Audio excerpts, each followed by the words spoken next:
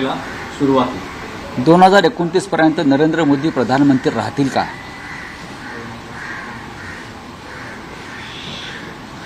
हा माझा प्रश्न आहे. या देशामध्ये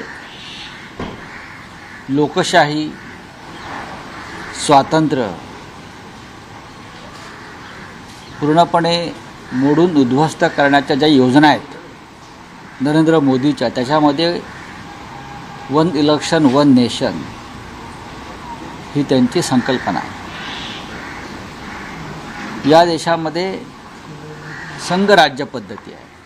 ही आहेत का? फेडरल स्टेट सिस्टीम आहे. प्रत्येक राज्याची सामाजिक, त्यानंतर तिकडलं एक मौसम, वातावरण प्रत्येक ठिकाणचे वेगळे आहेत. जम्मू काश्मीरला तुम्ही निवडणुका घेऊ शकत नाहीत लोकसभेबरोबर. नॉर्थ ईस्टला घेऊ शकत नाहीत तुम्ही. काही राज्यामध्ये तुम्ही 7-7 टप्प्यात निवडणुका घेताय. फक्त तुमची व्यवस्था आणि तुमची सोय पाहण्यासाठी, तुमच्या स्वार्थासाठी तुम्ही या निवडणुका घेता. One election one nation. राज्यांचे प्रश्न वेगळे असतात आणि लोकसभा म्हणजे राष्ट्रीय प्रश्न वेगळे असतात आणि त्यानुसार लोकांनी विचारपूर्वक मतदान करायचं असतं.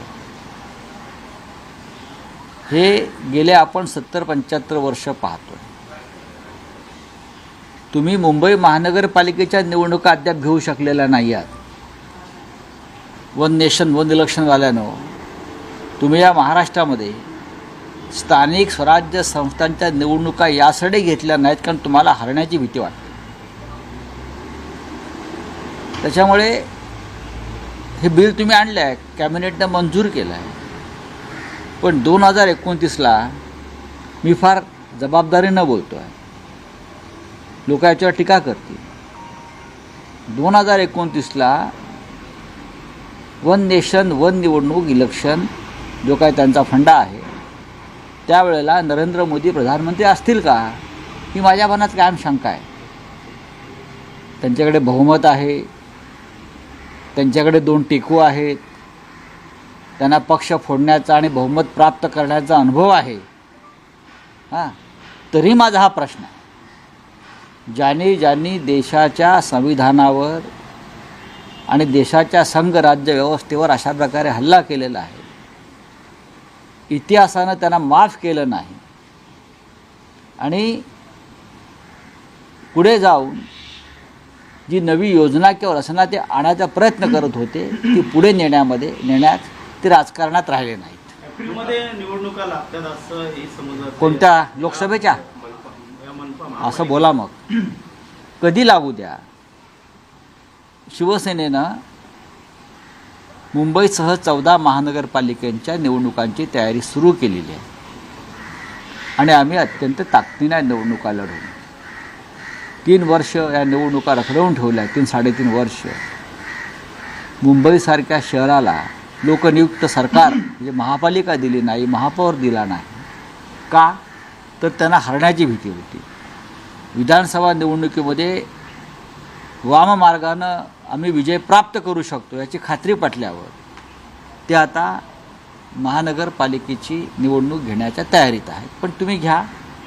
आमचे कार्यकर्ते, आमचा मतदार हा ठामपणे मुंबईत मराठी माणूस टिकावा, मराठी माणूस राहावा आणि मुंबई ही राजधानी मराठी माणसाची आहे, ती महाराष्ट्रातच राहायला पाहिजे, यासाठी आम्ही प्राणांची बाजी लावून ही निवडणूक लढू. तुम्ही काल शरद पवारांची भेट घेतली. असं सांगितलं जातं की राष्ट्रवादी काँग्रेस शरदचंद्र पवार पक्षामध्ये 2 विचारांचे गट निर्माण झालेत. एकाचं म्हणणं आहे की अजित पवारांसोबत आपण सत्तेत जावं, तर दुसऱ्या गटाचं म्हणणं आहे की भाजपसोबत आपण सत्तेत जावं. अजित पवारांबरोबर जाणं आणि भाजपबरोबर जाणं एकच आहे, बरोबर ना? मी शरद पवार साहेबांना ओळखतो. जवळजवळ त्यांच्याबरोबर मी रोजच असतो. संसदेमध्ये, राज्यसभेत त्यांच्या आणि माझं जागा बसण्याची ही बाजूलाच, आम्ही एकत्रच बसतो.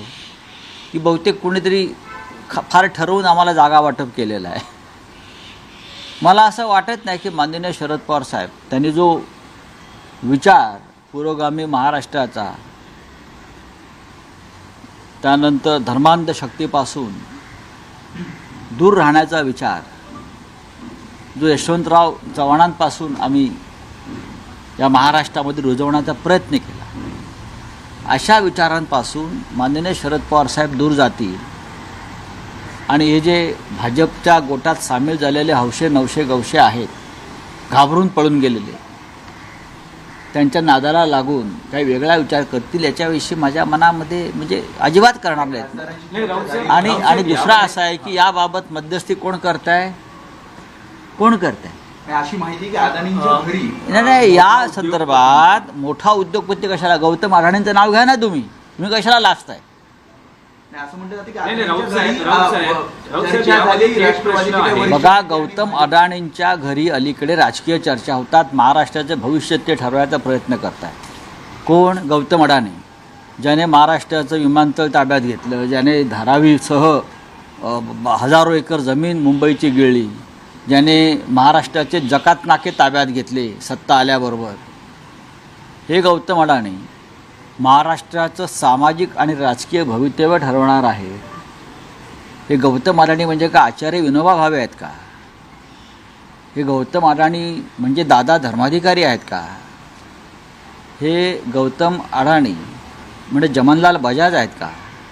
हे गौतम अडाणी म्हणजे सन्माननीय आदरणीय यशवंतराव चव्हाणजी आहेत का, की जे ह्या राजकारण्यांच्या गटातटामध्ये मध्यस्थता करून महाराष्ट्राला पुढे नेण्याचं काम करतायत? काय आहे? एक उद्योगपती जो नरेंद्र मोदींचा मित्र आहे आणि मित्र म्हणून हा महाराष्ट्र आणि देश लुटण्याचा प्रयत्न करतोय म्हणून देशामध्ये गोंधळ सुरू आहे. तो या महाराष्ट्रामध्ये राजकारण करणार, महाराष्ट्राचे भवितव्य ठरवणार आणि जे मुंड्या खाली घालून त्यांच्या घरी बसतायत त्यांना लाज वाटली पाहिजे मराठी म्हणून स्वतःला म्हणवून घ्यायला. राऊत साहेब, या थेट असा प्रश्न आहे की शरद पवार सुप्रिया सुळे वगळता जे अन्य NCP शरद पवार गटाचे खासदार आहेत ते अजित पवारांच्या पक्षात जाऊ शकतात यासाठी, कारण अजूनही केंद्रात माननीय अजित शरद पवारांच्या गटाला मंत्रीपद नाहीये. प्रफुल्ल पटेल यांच्या मंत्रिपदासाठीची ही सगळी तजवीज शरद किंवा पवार कसरत सुरू असल्याचं म्हटलं अजित जातंय. पवार गटाला मंत्रिपद केंद्रात यासाठी नाही, कारण मंत्रिपदाचा जो केंद्रात फॉर्म्युला ठरलेला, मला वाटतं 6 खासदारांमागे 1, हो. तर माझी अशी माहिती आहे की प्रफुल्ल पटेल किंवा अजित पवार गटाला सांगितले तुम्ही पवार साहेबांचे 5 खासदार फोडून घेऊन या, तेव्हा तुमचा 6चा कोटा पूर्ण होईल आणि मग तुम्हाला मंत्रिपद देऊ. यासाठी पवार साहेबांच्या पक्षाचे पवार साहेबांनी कष्टाने निवडून आणलेले खासदार, वयाच्या 84व्या वर्षी जीवाचं रान करून त्यांनी खासदार निवडून आणले आणि हे लोक त्यांचा पक्ष खासदार फोडतायत. फुटणाऱ्याला लाज वाटली पाहिजे, कोणी असते, फुटणाऱ्याला शरम वाटली पाहिजे. मी जसं काल म्हणालो दिल्लीमध्ये पवारसाहेबांच्या, मला विचारला प्रश्न, मी जर हे पाप केलं असतं पक्ष सोडून जाण्याचं, गद्दारी करण्याचं शिवसेनेमध्ये, तर माझ्यामध्ये हिंमत नसती बाळासाहेब ठाकरेंच्या नजरेला नजर भिडवण्याची किंवा उद्धवजींच्या नजरेला नजर भिडवण्याची. मी हा निर्लज्जपणा करून आलो नसतो भेटायला कोणालाही, कारण मी पाप केलं आहे, माझं मन मला खातं आहे. नाही, पण राऊत साहेब, शरद पवार गटाचे काही खासदार हे नॉट रिचेबल असल्याचंही म्हटलं जातं. मला वाटत नाही. काल सगळे खासदार मी पवारसाहेबांच्या बंगल्यावर पाहिले, मी स्वतः पाहिले. काही लोकांनी अजूनही लाज शिल्लक ठेवल्याचं मला त्यांच्या बोलण्यातून दिसतं आहे. शरद पवारांसारखा एक महान नेता या महाराष्ट्रामध्ये आहे. बाळासाहेब ठाकरेंनंतर आम्ही त्यांच्याकडे पाहतो. जे कोणी असा विचार करत असतील तर ते पवारसाहेबांशी बेईमानी करत नसून ते महाराष्ट्राशी बेईमानी करतात असं मी समजतो. मध्यस्थी करण्याचा प्रयत्न चालू आहे, तुम्ही जसं म्हणता मध्यस्थी करण्याचा प्रयत्न सुरू आहे. मध्यस्थी करण्याचा प्रयत्न सुरू असेल आणि पक्ष फोडण्याचा प्रयत्न एकाच वेळेला सुरू असतो. ही दुधारी तलवार आहे, पण हे फार काळ टिकेल असं मला वाटत नाही, राहील असं मला वाटत नाही. प्रत्येक गोष्टीला एक अंत असतो. तुम्ही प्रत्येक या जगामध्ये असे जे राज्यकर्ते हुकुमशहा निर्माण झाले त्यांचा अंत अत्यंत वाईट पद्धतीनं झाला. मग हिटलर असेल, असद असेल, सद्दाम हुसेन असेल, इदी अमीन असेल, सगळ्यांचाच अंत शेवटी लोकांच्या हातून होतो आणि यालाच मी लोकशाही मानतो. नाही, पण राऊतसाहेब, जशी शरद पवारांच्या पक्षात अस्वस्थता आहे तसं म्हटलं जातं आहे की महाराष्ट्रात महाविकास आघाडीमध्येही अस्वस्थता आहे. कसली विशेषतः अस्वस्थता? काँग्रेस आणि शिवसेनेमध्ये यासाठी, कारण भाजपच्या नेत्यांकडून दावे आहेत की काही महाविकास आघाडीचे आमदार आमच्या संपर्कात आहेत. बघा, त्यांच्याकडे सत्ता आहे, त्यांच्याकडे प्रचंड काळा पैसा आहे. पैसा नाही, काळा पैसा, ब्लॅक मनी, लुटलेला पैसा आहे त्यांच्या